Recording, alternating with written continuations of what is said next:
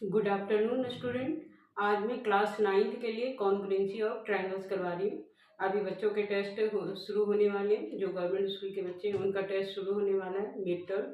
तो congruency of triangle का जो बेसिक है वो मैं फिर से आपको करवा रही हूँ। ओके, तो कॉन्ग्रुएंसी ऑफ ट्रायंगल, ये टर्म जो है कॉन्ग्रुएंसी, इसका मतलब होता है having same shape and same size. मतलब जो एक दूसरे से बिल्कुल समान। ओके, उसको हम क्या कहते हैं, कॉन्ग्रुएंसी। तो कॉन्ग्रुएंसी के जो रूल्स हैं, rule for congruency of triangle.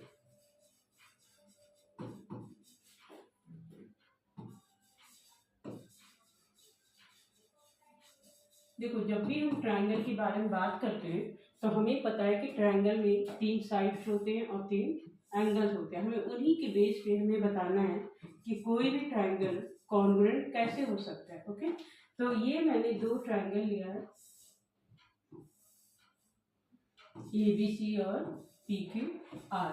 अब इसमें ये कहना है कि AB जो है वो किसके इक्वल है, PQ के। BC जो है वो QR के इक्वल है और AC जो है वो PR के इक्वल है। ये क्वेश्चन में आपको दिया हुआ है, या तो आप ये वैल्यू के थ्रू दिया हुआ है या नहीं तो इस तरह से सिंबल के फॉर्म में दिया हुआ। देख लो ना, ये सेम टू सेम है। तो AB किसके इक्वल है, PQ के। AB PQ के इक्वल है, BC QR के इक्वल है और AC जो है वो PR के इक्वल है। अब आप देख रहे हो कि इसमें तीनों ही साइड, मतलब इस ट्रायंगल के और इस ट्रायंगल के कॉरस्पॉन्डिंग साइड्स क्या है, इक्वल। तो हम यहाँ पे लिख सकते हैं in triangle ABC and triangle PQR। ये हमें दिया, ये सब पॉइंट जो है वो क्या है, गिवन। ओके, तो बाई SSS से ये दोनों ट्रायंगल कॉन्ग्रुएंट है, इसमें तो कोई डाउट ही नहीं है, क्योंकि इसकी जब तीनों साइड इक्वल ही हैं तो ये तो कॉन्ग्रुएंट ही होगा ना। तो by SSS triangle ABC congruent हो जाएगा PQR के। ओके, ये कॉन्ग्रुएंट का साइन होता है। कॉन्ग्रुएंट का साइन यानी कि इक्वल का साइन डालो और इस S को लिटा दो। ठीक है, तो ये क्या है, कॉन्ग्रुएंट का साइन। ओके, तो ट्रायंगल ABC ट्रायंगल PQR के कॉन्ग्रुएंट है। क्यों है, बाई SS है। तो सबसे पहले हम रूल्स की बात करते हैं। तो फर्स्ट रूल जो है वो क्या है, SSS, यानी कि साइड साइड और साइड। सेकंड रूल है SAS। इसका मतलब होता है साइड एंगल साइड। देखो, SSS का एग्जाम्पल तो ये है जो अभी मैंने दिया। अब SAS का मैं दे देती हूँ इसमें। जैसे मान लो मैंने ये ट्रायंगल लिया ABC, अब फिर ले लिया DEF। ओके, अब इसमें क्या है कि AB जो है वो D की इक्वल है और AC जो है वो DF की इक्वल है, और इसका ये जो इंक्लूडिंग एंगल है ये भी आपस में क्या है, इक्वल है। ओके, तो क्या क्या गिवन है, AB इक्वल D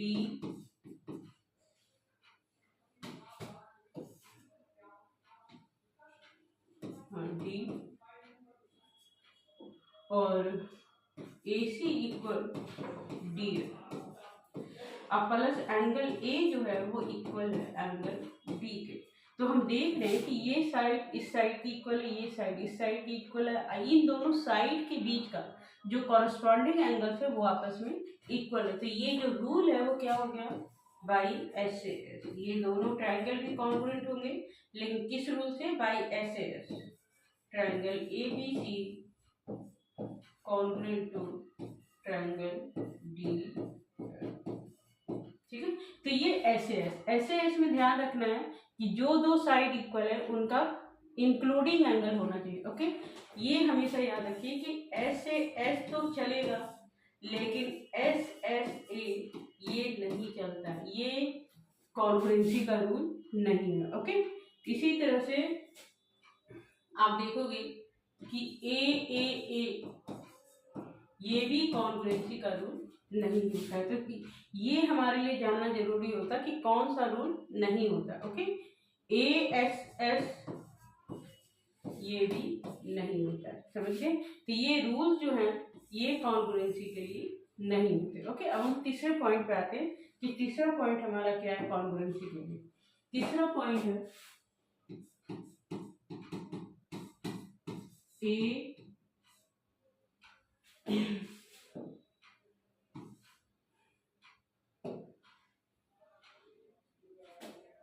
ए एस ए, इसका मतलब है एंगल साइड एंगल। ठीक है, अब इसकी कंडीशन में बताते हैं आपको। इसमें भी दो ट्रायंगल आपने लिया ए बी सी और आपको दिया हुआ है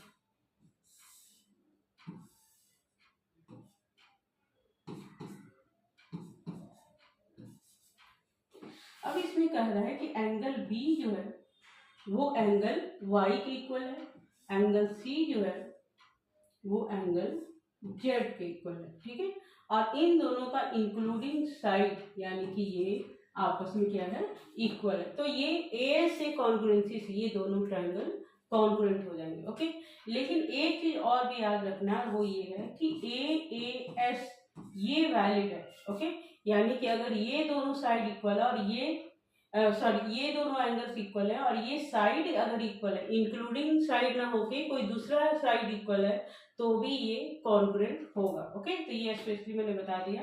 अब यहाँ पे लिखते हैं कि क्या क्या हमें दिया हुआ है। In triangle A B C and triangle X Y Z. अब देखो ए बी नहीं सॉरी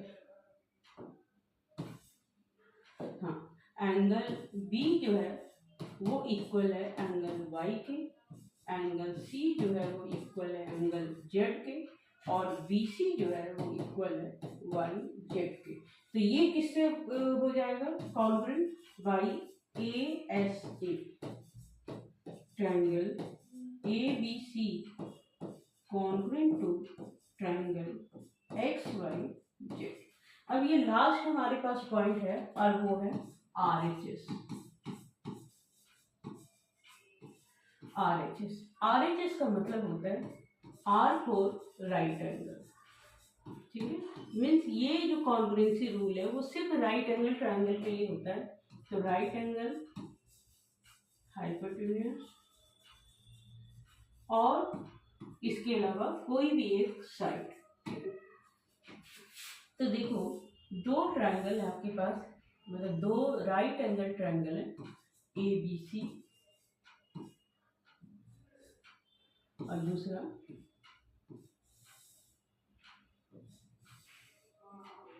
ये है पी क्यू आर।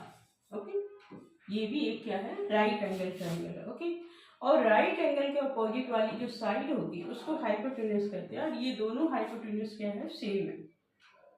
और इसके अलावा ये बी सी दिया हुआ है क्यू आर के। ओके, तो यहाँ पे देखो तो ये दोनों ट्रायंगल किससे हो जाएगा आर एच एस से। ओके, यहाँ पे देखो क्या क्या दिया हुआ है, in triangle A B C and triangle P Q R. फिर से मैं बता रही हूँ 90 डिग्री का अपोजिट जो लॉन्गेस्ट साइड होती है उसे ही हाइपोटेन्यूज कहा जाता है। ओके, और दैट शुड बी इक्वल, इस कॉन्ग्रुएंसी रूल के लिए वो इक्वल होना चाहिए। ओके, तो यहाँ पर हम लिख सकते हैं angle B equal angle Q, अब क्यों क्योंकि वो 90 डिग्री है। ओके, और A C equal P R, ये हमें गिवन है और B C equal Q R. तो ये हो गया by R H S triangle A B C congruent to triangle P Q are.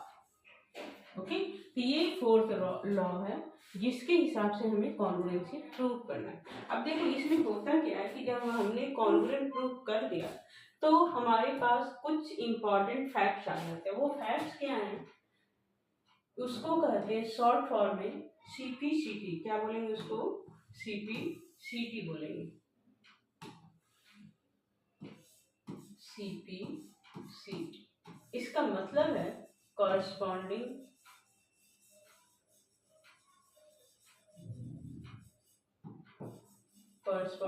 Parts of congruent triangle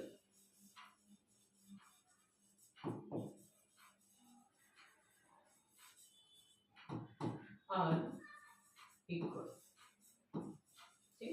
अब जैसे हम सबसे पहले रूल को लेते हैं, जैसे कि या चलो अभी फिगर सामने बना हुआ है तो यहाँ पे देखते हैं।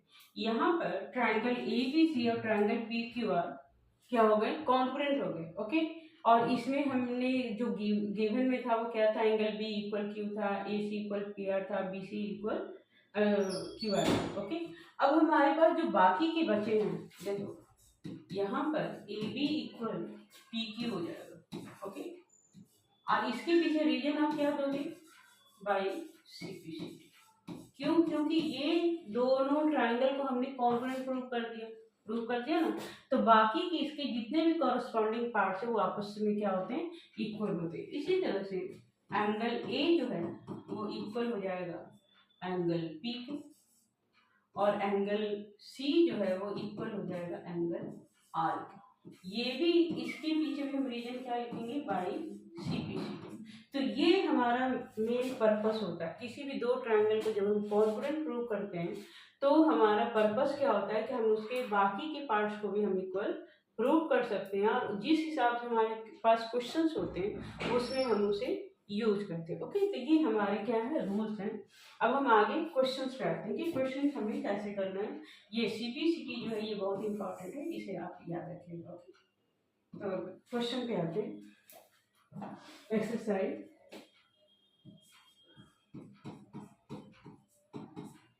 7.1 का क्वेश्चन है। ठीक है, इसमें कह रहा है एक फिगर आपको बना के दिया गया।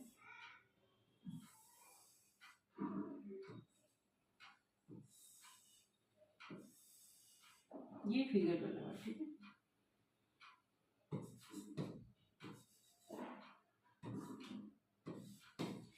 अब इसमें कह रहा है कि ABCD जो है वो क्या है? एक क्वाड्रिलेटरल है।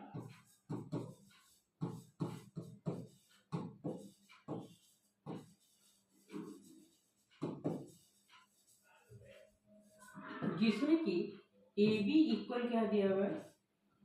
BD दिया हुआ है। ठीक है, और ये AC जो है वो CD के इक्वल है। हमें क्या करना है इसमें? ये गिवन में हम लिख लेंगे AB इक्वल BD और AC इक्वल CD। ये हमें गिवन है। ओके, और इसमें हमें प्रूव करना है। प्रूव क्या करना है हमें इसमें? कि triangle ABC congruent to triangle DBC, ये हमें प्रूव करना है। ठीक है, अब जैसा कि आप देख रहे हो अभी तक मैंने जो आपको रूल्स बताए थे वो क्या थे? तीन के थे। ओके, यहाँ पे सिर्फ दो चीज गिवन है, तीसरा हमें अपने लॉजिक से समझना है, ढूंढना है। तो सबसे पहले प्रूफ का मतलब सॉल्यूशन, जहाँ से क्वेश्चन का सॉल्यूशन स्टार्ट होता है। लेकिन जब भी इस तरह की ज्योमेट्री वाले क्वेश्चंस होते हैं तो आपका क्वेश्चन यहाँ से ही शुरू हो जाता है। ओके, ये फिगर बनाते हुए क्वेश्चन में जो जो फैक्ट्स हैं वो आप गिवन में लिखोगे, जो आपको फाइंड करना है या प्रूव करना है या शो करना है उसे आप टू प्रूफ में लिखोगे, और फिर प्रूफ का मतलब सॉल्यूशन। कभी कभी क्या होता है कि प्रूफ देखते ही हमें समझ में आता है कि इसमें क्वेश्चन में कुछ कंस्ट्रक्शन करना होगा, हमें एडिशनल कुछ ऐड करना है तभी ये सॉल्व होगा, तो हमें फिर यहाँ पे कंस्ट्रक्शन भी लिखना पड़ता है। ओके, इस क्वेश्चन में हमें जरूरत नहीं है तो हम डायरेक्ट ही करेंगे। तो प्रूफ में सबसे पहले जिन ट्राइंगल को हमें प्रूव करना है उन्हें हम ले लेते हैं। In triangle ABC and triangle DBC. अब जो हमें गिवन है वो लिख लेते हैं, A B equal B B और A C equal C D. ये हमारा गिवन है। ओके, अब तीसरा पॉइंट अगर आप देखो तो इन दोनों ही ट्रायंगल जो है एक ही बेस पे है, तो यानी कि B C equal B C, ये कॉमन है इसमें। और जो कॉमन पॉइंट है वो तो इक्वल ही होता है, आपने यूक्लिड में भी पढ़ा है कि कॉमन आर इक्वल, तो जो कॉमन है वो तो इक्वल ही होगा, तो B C equal B C, reason क्या लिखेंगे, कॉमन। तो बाई एस एस एस, देखो इसमें तीनों साइड ही तो इक्वल है ना, तो by S S S triangle A B C congruent to triangle D B C. Okay, तो ये क्वेश्चन है। अब इसमें हम ये भी प्रूव कर सकते हैं कि ये जो एंगल है, अगर हम इसे 1 और 2 मान लेते हैं, तो एंगल 1 इक्वल एंगल 2, क्यों हुआ, क्योंकि ये सीपी सीटी से हो रहा है बाई सीपी सीटी। ओके, इसका मतलब ये भी है कि बीसी जो है बाइसेक्ट एंगल बी। इसी तरह से हम ये भी कर सकते हैं, प्रूव कर सकते हैं 3 और ये 4, ये मैं एक्स्ट्रा करवा रही हूँ, ये आपको जरूरत नहीं है लेकिन फिर भी करवा रही हूँ सो दैट कि आपको समझना है। फिर आप लिखोगे एंगल 3 इक्वल एंगल 4, ये भी क्यों है, बाई सीपी सीटी, क्योंकि ये दोनों ट्रायंगल अगर कॉन्ग्रुएंट है इसके कॉरेस्पॉन्डिंग पार्ट्स तो इक्वल ही होगा। इसका मतलब क्या है कि BC bisect angle C also. इस तरह से हमें क्वेश्चन को सॉल्व करना है, उसके पॉइंट्स देखना है। इसमें सबसे इम्पॉर्टेंट है कि आप क्वेश्चन पढ़ते हो तो पहले फिगर ड्रॉ करो, अगर क्वेश्चन में फिगर नहीं दिया है तब तो और आपको ड्रॉ करना है, और अगर गिवन है तो भी आपको ड्रॉ करना है। ओके, इस तरह के क्वेश्चन का ये फर्स्ट रूल होता है कि सबसे पहले आप फिगर ड्रॉ करेंगे, फिर क्वेश्चन को ध्यान से पढ़ने के बाद जो गिवन में इम्पॉर्टेंट पॉइंट है वो आप लिखेंगे, जो आपको फाइंड करना है या प्रूव करना है या शेप करना है उसे आप टू प्रूव में लिखेंगे। आप प्रूव से आपका सॉल्यूशन शुरू हो जाता है। ठीक है, तो आज की वीडियो में इतना ही, अगले वीडियो में फिर से मिलेंगे। Thank you.